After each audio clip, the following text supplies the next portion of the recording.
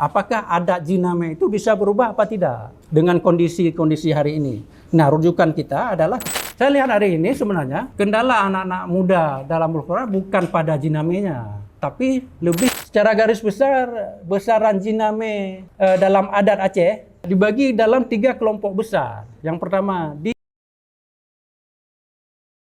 Silahkan subscribe, like, dan nyalakan loncengnya. kecenderungan kenaikan harga emas sebuah persoalan bagi anak-anak muda di Aceh mungkin terutama, atau juga di bagian wilayah lain di negeri ini, dan seringkali dalam banyak percakapan, diskusi atau obrolan di warung kopi, kemudian yang menjadi tersangka dalam hal ini adalah adat. Yang dipersalahkan adalah adat, terutama dalam ini adalah adat Aceh. Untuk menjawab persoalan gini, apakah adat ini menjadi persoalan, menjadi sesuatu yang kemudian menjadi kendala bagi anak-anak muda kita untuk memasuki wilayah pernikahan? Melalui diskusi ini akan kita bahas bersama. Apalagi kemudian anak-anak muda mungkin yang memang sudah punya niat yang kuat, yang kuat untuk menikah, memasuki gerbang pernikahan. Kemudian di diskusi-diskusi di warung kopi atau di media-media sosial, saya juga menemukan ada tabel-tabel jiname yang begitu besar, dan ini mungkin menjadi sebuah ancaman bagi generasi muda kita. Apalagi kemudian ada yang sudah kebelet istilahnya, boleh menikah. Ada kan, anak-anak muda di Aceh sering bilang begini gajah ditumpit, rimung ditaum, luntup geliung, lunjak badinda. Begitu dahsyatnya kayak gini. Jadi gajah dan harimau itu tidak menjadi kendala, seakan tidak menjadi kendala. Tapi ketika datang ke orang tuanya disebutkan maharnya atau jinamenya 30 mayam, di sana lemah anak muda di sana lemah anak muda. Lemah anak muda. Lemah anak muda. Padahal tadi sudah ngakunya kan, gajah ditumpit, rimung ditaum, luntup geliung, lunjak badinda. Tapi ternyata yang menjadi kendala adalah jilame atau jiname atau jiname. Karena mahar dalam bahasa Aceh ternyata disebutkan dalam banyak istilah, dengan ada variasi istilahnya. Saya melihat di kamus bahasa Aceh yang ditulis oleh Abu Bakar dan kawan-kawan, terbitan Balai Pustaka, saya hanya menemukan istilah jiname dan jiname. Justru tidak menemukan istilah jilame. Di masyarakat, dalam program masyarakat justru yang cukup sering digunakan justru istilah jilame kan. Ya, kalau di kampung dalam program masyarakat malah hanya disebutkan iname, paduk iname ya. Dari sisi istilah memang jilame digunakan dengan istilah beragam. Tadi ada yang menyebut jilame, ada yang menyebut jiname, dan ada yang menyebut jename, dan ini sudah biasa dalam bahasa Aceh. Untuk kata yang lain misalnya selangke, ada yang menyebut selangke. Selangke ini adalah tokoh yang memfasilitasi atau memediasi dua keluarga yang akan melakukan ikatan pernikahan. Disebut selangke. Tapi istilahnya juga digunakan dengan beragam. Ada yang menyebut selangke, ada yang menyebut senangke, ada yang menyebut telangke. Nah, ini variasi penggunaan istilah. Jadi saya pikir tidak masalah, walaupun tadi Pak Ampun Dr. Mutakin menyerahkan judul ke saya jilame dalam adat Aceh judul sekarang. Tapi dalam materi presentasi saya menggunakan jiname, kan? Saya pikir ini tidak persoalan, justru memperlihatkan kekayaan bahasa dan dialek kita di Aceh. Nah, sebelum melangkah lebih jauh, saya pikir ketika kita hendak membahas tentang jiname, apalagi kemudian mungkin kajian jiname, sebutan mahar di Aceh, juga dikaji dari sisi syariat Islam, hukum Islam oleh Tengku tadi. Saya pikir penting juga kita melihat kedudukan jiname ini dari sisi pandang adat sendiri, nilai-nilai adat sendiri. Dalam ini adalah dengan menggunakan hadis-hadis maja yang kita pandang berkaitan erat dengan keberadaan jiname atau jilame. Dan insya Allah hadis-hadis maja ini adalah ungkapan atau peribahasa. Peribahasa mungkin dalam bahasa Indonesia adalah peribahasa, ungkapan-ungkapan bijak yang diwariskan oleh orang-orang tua kita. Dalam bahasa Aceh kita sebut dengan hadis maja. Ya, hadis maja yang nanti kita pandang memiliki kaitan dengan jilame ini, dan insya Allah hadis-hadis maja yang kita diskusikan di sini ada hadis-hadis maja populer Pak Ustadz, sehingga diyakini kesahihannya ya. Karena juga ternyata dalam masyarakat dikenal juga ada hadis-hadis maja maudhu ternyata kan. Contohnya misalnya saya dengar di orang tua ini maudhu nih hadis maja nih. Ada ungkapan seperti ini ya. Urung sabah luah lampu. Peng sirbe tinggal tertuh.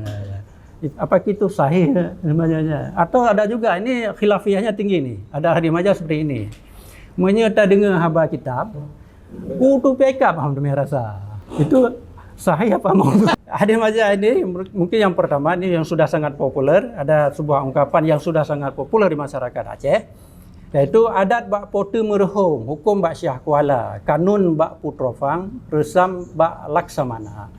Dalam pandangan orang Aceh, ini mungkin disebutkan adat itu kewenangannya berada pada raja. Kewenangan adat itu melekat pada raja.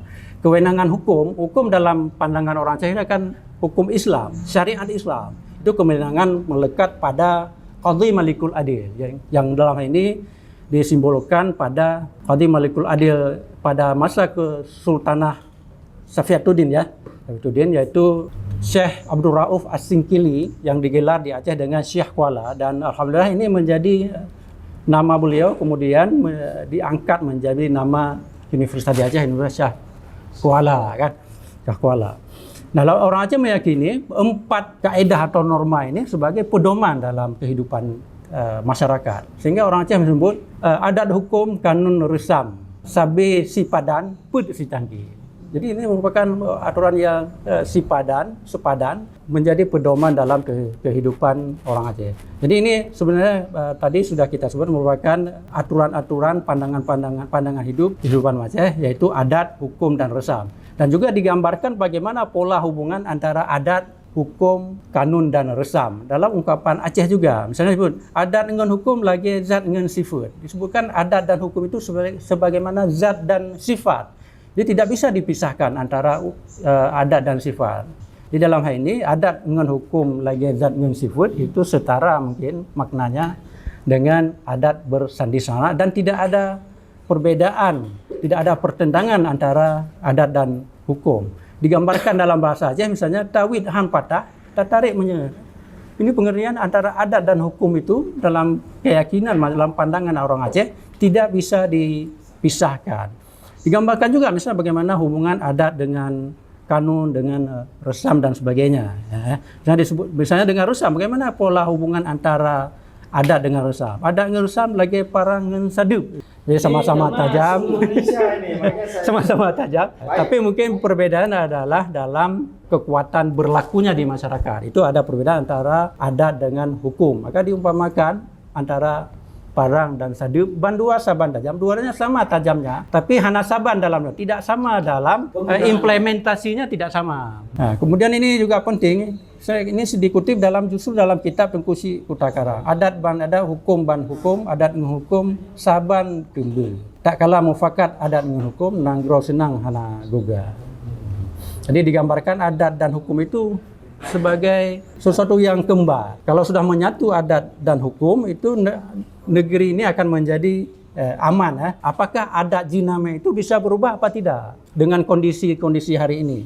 Nah, rujukan kita adalah kepada nilai-nilai adat yang hidup dan tumbuh di dalam masyarakat kita. Tadi adat dan hukum itu kan kembar dia, menyatu, tidak bisa dipisahkan. Adat seringkali hadir justru untuk memperindah implementasi hukum, menghaluskan implementasi hukum, menjadi hukum itu membumi di tengah masyarakat. Nah, maka disebutkan adat menyertakan hukum batal, adat tanpa hukum batal adatnya.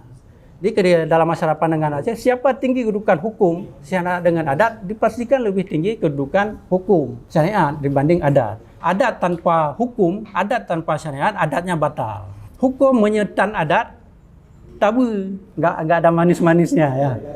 Nggak ada asin manisnya nggak ada ya. Nah, jadi adat itu hadir untuk memperkuat, menjadikan tampilan hukum itu menjadi lebih halus, lebih membumi, lebih menyatu dengan masyarakat. Justru adat sebenarnya hadir untuk memperkuat syariat. Bagaimana kita dalam pemenuhan kehidupan sehari berperilaku sehari, pemenuhan kebutuhan, termasuk dalam hal misalnya pelaksanaan pernikahan.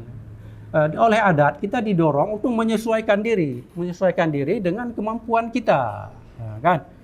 Kan disebut dengan tamengai balaku tubuh, tapajuh balaku atra. Tajuk balaku linggang, tapinggang balaku ija. Jadi jangan mengikuti tren kehidupan dunia ya, yang tiada ujungnya ya. Orang tua bilang bek pusetat alu tan pucuk, bek tasuk suk siliwu tan suja. Jadi mengikuti kehidupan dunia yang tiada batasnya dicegah oleh adat, dilarang. Kemudian yang lebih tajam lagi dalam hal pernikahan saya pikir tamu kawin yang si padan, tamu bisan yang tuk malay.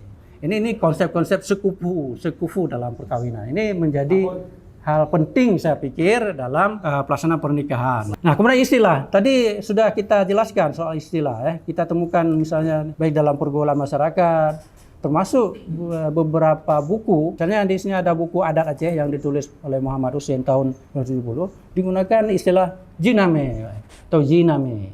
Tapi ini juga bukan persoalan, tadi sudah kita sebutkan. Menariknya di Kamus Abu Bakar itu saya juga menemukan ternyata ada istilah lain yang disebut janji jiname.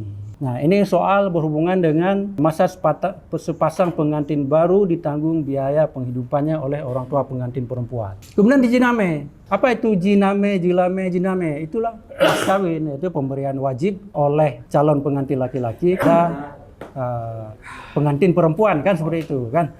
Nah, ini jiname dalam adat Aceh memang itu harus berbentuk emas. Jadi dalam bahasa Aceh itu ada ketika kita sebut mahar atau mas kawin atau jiname itu tidak ada pertanyaan apa maharnya, itu tidak ada. Karena dianggap selesai. Pertanyaan apa sudah selesai. Yang ada pertanyaan adalah padum, berapa maharnya, kan? Jadi apa maharnya tidak ada, itu sudah tertutup. Yang ada pertanyaan adalah berapa maharnya. Berapa? Padum jiname. Banyak pertanyaan, kenapa emas? Mungkin nanti kita kaji, mengapa harus emas di Aceh, kan? Nah, orang menyebutkan emas itu kan orang Aceh kan suka mengungkap sesuatu dengan simbol, kan? Nah, emas dianggap sebagai simbol kemuliaan bagi perempuan. Karena emas itu adalah sebuah logam mulia yang dulu mungkin kalau di Aceh emas itu lebih mudah didapatkan, ya kan? Karena di Aceh ini kan banyak emas nih ya. Pulau Sumatera ini disebut pulau emas. Nah, apa faktor-faktor yang mempengaruhi kadar jiname? Yang pertama kalau dulu ya keturunan. Ya. Anak orang mumpo, cucu orang na. Ya. Jumlah anak perempuan, ternyata jumlah anak perempuan di dalam satu keluarga juga itu menentukan, Pak. Kalau misalnya saya punya 5 anak perempuan di rumah, itu menjadi pertimbangan nih. Nah, sekarang juga yang menjadi dasar adalah tingkat pendidikan, tingkat pekerjaan dari anak perempuan. Nah, kadang-kadang kecantikan itu tidak menjadi pertimbangan penting ya, di masyarakat. Karena ada anggapan Pak Dr. Mundaki misal gini, cidah rupa hana kepako, nyangget budo yang minta. Atau cidah rupa hantar kepako, nyanjit bujaro yang minta. Jadi ternyata dalam memilih menantu atau melinte, soal budi bahasa, keterampilan itu penting juga sebenarnya. Karena ternyata adat Aceh ini menghormati keterampilan. Ya. Karena disebutkan menyajid bujaro, ucung duro selama. Tapi menyanjid bujaro, atra alam peto kiamat. Ungkapan ini maksudnya kalau kita punya keterampilan, punya skill, ucung duro selama. Artinya di atas duri pun kita selamat. Dalam situasi kritis sekalipun, ini ada resesi ekonomi pun atau apa, selamat kita kalau kita punya skill. Itu ajaran. Tapi kalau tidak punya skill, harta yang warisan di dalam peti sekalipun itu akan kiamat, akan habis. Habis. Nah, itu menunjukkan bahwa sebenarnya nilai-nilai adat itu menghormati, menghargai skill. Secara garis besar, besaran jiname dalam adat Aceh, khususnya di Aceh besar, tapi saya rasa ini juga berhubungan dengan masyarakat adat Aceh lainnya yang ada di seluruh Aceh. Dibagi dalam 3 kelompok besar. Yang pertama di bawah 5 mayam, kemudian 5 sampai 9 mayam, dan 10 sampai 16 mayam. Kalau di Aceh Besar, kalau dulu pengelompokan seperti itu, Pak. Kalau jinamenya, maharnya di bawah 5 mayam, misalnya 4 mayam, 3 mayam, atau 2 mayam. Kalau 1 mayam belum pernah dengar, tapi kalau 2 mayam itu ada. Dan maaf, biasanya kalau kita menikahi janda, kalau di Aceh Besar biasanya 2 mayam. Berarti 4, 3, 2 kan? Itu apa konsekuensinya? Pasangan menikah itu tidak mendapatkan harta penulang dari orang tua istri, tidak mendapatkan. Malah kalau sesudah kawin, kalau pasangan itu langsung mau keluar dari rumah dibolehkan. Kemudian 5 sampai 9 mayam. Kalau jinamenya 5 sampai 9 mayam, biasanya orang tua itu pada upacara pemekleh, pada upacara mencar yang waktunya bisa 1 tahun atau sampai mendapatkan 1 orang anak, itu diberikan paling kurang siruung rumah, 1 ruang rumah. Ya, 1 kamar. 1 kamar mungkin nanti juga dibekali misalnya dengan alat memasak sekadarnya kan. 10 sampai 16 mayam. Kalau 10 sampai 16 mayam itu Pak, dalam adat Aceh, khususnya Besar juga di PD, itu mendapatkan 1 rumah, 1 unit rumah berserta tanah pekarangannya, dilengkapi dengan alat memasak sekadarnya. Ada 1 sikebung umong, ada 1 petak sawah yang diberikan. Ada sepetak kebun, bom jerat disiapkan. Itu 10 sampai 16 mayam. Jinamenya 16 mayam. Kalau hari ini misalnya harga emas per mayam itu 4 juta. 4 kali 16 berapa? Berarti 64 juta kan. Kalau diberikan 1 unit rumah, misalnya tipe 36 aja. Nah, kalau dapat rumah, ya kalau di atas memang dapat rumah dalam adat kan.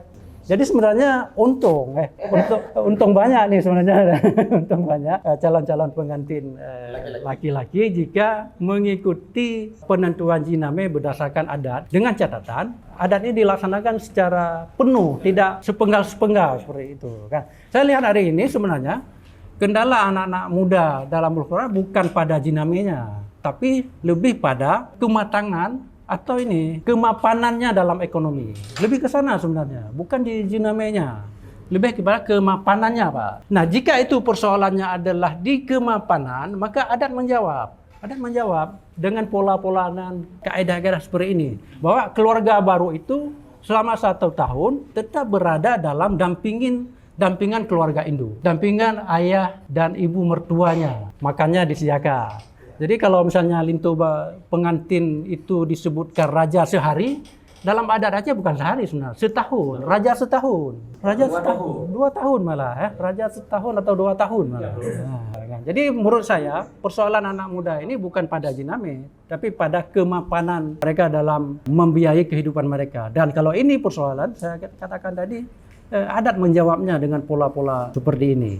Dan saya pikir ada persoalan nih. Kan? Ini pola yang saya pikir perlu menjadi perhatian. Jadi jiname itu berkolerasi dengan adat petimang jame. Untuk jiname di atas 5 mayam atau di atas 10 mayam, kan mertua kita itu akan memperlakukan kita sebagai raja di rumah, kan, dilayani dengan istilah petimang melinte, petimang lintu. Dan secara adat kita tidak mudah keluar dari rumah mertua kita, ya kan? Karena orang tua bilang gini, menyehana kalake ngen bulukat, rambat hanjit kabar. Ingin membawa istri kita keluar dari rumah mertua kita, itu dilarang, harus diminta dengan resmi dan dengan mengundang orang tua kampung. Kebetulan suaminya dari Jakarta, setelah upacara perkawinan selesai, dia ingin balik karena kerja di Jakarta. Tapi orang tua dari istri ini mengundang Kecil Imam Tengku dalam sebuah rapat. Dalam rapat itu dipastikan dalam upacara resmi dipastikan, Anda boleh bawa anak kami, kata Pak Kecil, dengan catatan harus sediakan rumah untuk dia. Dan rumah itu menjadi haknya. Jid tabau Jakarta, tapi di Jakarta harus ada rumah untuk istrimu dan rumah itu menjadi hak istri kamu. Itu diperjanjikan. Bagaimana fenomena hari ini? Saya ini dapat sebuah poster, Pak, waktu demo kenaikan BBM. Di posternya menulis mahar boleh naik, BBM dan listrik jangan. Nah, jadi saya pikir ini mewakili kalangan muda juga nih. Nanti kalau ada kalangan muda yang minta turun mahar, mungkin harus dijelaskan juga nih. Ini kalangan muda yang mana ini? Kemudian nih saya dapat di beberapa media sosial tentang tabel mahar di Aceh. Saya pikir ini benar-benar hoax nih ya. Tidak benar ini. Ini hanya karang-karangan aja. Ya. Oke, boleh mungkin ada beberapa yang melakukan seperti ini. Itu hanya kasus, hanya pada beberapa orang tentu tidak bisa digeneralisir. Di praktek-praktek masyarakat saya pikir sebagian besar masih mengacu ke adat dalam penentuan mahar. Sebagian besar. Oke, ada beberapa memang yang mempraktekkan pengambil mahar yang tinggi ya, tapi nggak semuanya. Dipastikan hari ini memang ada pergeseran dalam penentuan mahar, Pak Harun kan, di mana penetapannya tidak lagi mengacu kepada kaidah dan nilai-nilai adat seperti tadi. Korelasi antara petimang jiname, penimang melinte, harta penulang, atau petimang likaum itu sudah tidak lagi. Nah, kesimpulan kami adalah penentuan kadar jiname dalam adat Aceh justru untuk memuliakan kedudukan perempuan, membangun keharmonisan dan kesetaraan dalam kehidupan keluarga, mempertegas komitmen para pihak, menjaga keutuhan. Bayangkan kalau misalnya jiname itu buah itik mesin misalnya kan, telur asin jinamenya. Bagaimana harga sebuah pernikahan kalau jinamenya telur asin misalnya, buah itik mesin misalnya kan. Nah, walaupun mungkin dari sisi hukum boleh, kan? Sandal jepit boleh, tapi perkawinan kan tahapan besar dalam kehidupan kita. Masa dinilai dengan sebuah sandal jepit misalnya, walaupun atau ya cincin besi juga boleh. Tapi kalau kita punya untuk hal-hal lain saja kita keluarkan biaya yang besar, masa untuk menikah kita pejit-pejit kan, kita pejit. Untuk menjaga keutuhan dan keberlangsungan ikatan keluarga. Konsep adat Jamet merupakan solusi untuk mempermudah dan melanggengkan ikatan perkawinan. Konsep jiname menurut kami justru untuk mempermudah ikatan perkawinan. Mempermudahnya di mana? Di pendampingan orang tua. Memasuki gerbang pernikahan kan ibarat mengarungi sebuah lautan, ya kan? Kalau yang kita hadapi adalah riak-riak kecil, itu nggak masalah. Tapi sering kita menghadapi ombak badai yang besar. Nah, sebab itu dalam perkawinan pun perlu pendampingan. Yang mendampingi itulah siapa? Keluarga kandung, kaum, kampung yang mendampingi perkawinan kita. Dan ini saya pikir justru berkontribusi untuk melanggengkan perkawinan ya. Kemudian penentuan bentuk dan kadar jiname sebaiknya dipertahankan. Kalau menurut kami dipertahankan dengan catatan tidak dilaksanakan secara parsial, tapi justru dilaksanakan secara menyeluruh, ya, sesuai dengan kaidah nilai adat yang tumbuh dan berkembang dalam masyarakat. Saya pikir demikian, Pak Ustadz, beberapa hal dari kami, pandangan adat terhadap jiname ini. Terima kasih atas perhatian. Saya akhiri, Assalamualaikum warahmatullahi wabarakatuh. Jika video ini bermanfaat untuk Anda, silakan subscribe, like, dan nyalakan loncengnya.